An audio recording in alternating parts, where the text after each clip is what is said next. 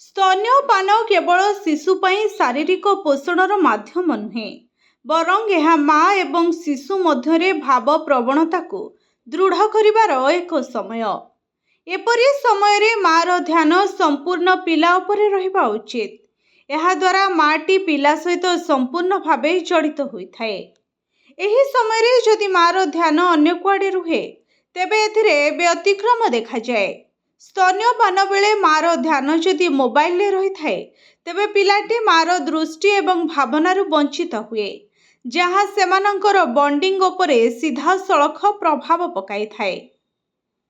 निकटरे Instagram रो एक post share करी जड़े डॉक्टर सूचना देइछंती जे माँ माने निज पिलांकु खाइबाकू देबा बेले मोबाइल फोन दूर रे रहिबा काहींकी जरूरी।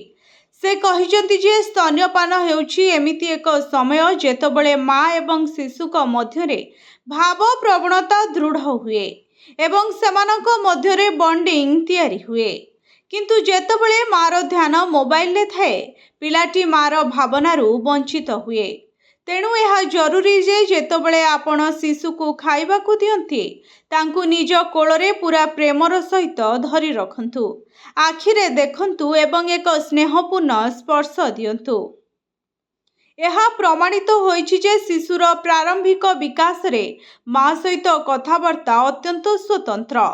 जेतबेले आपण मोबाइल देखिबारे व्यस्त हेबे, यह आखिरु आखिर जोगाजोग को ह्रास करिथाए, जहाँ शिशुर सामाजिक एवं भाषा विकास उपरे मध्य प्रभाव पकाई थाए।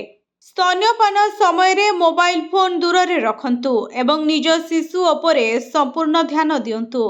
तांकु स्नेह रे देखिबा एवं तांको सह कथा हेबा अत्यंत गुरुत्वपूर्ण अटे।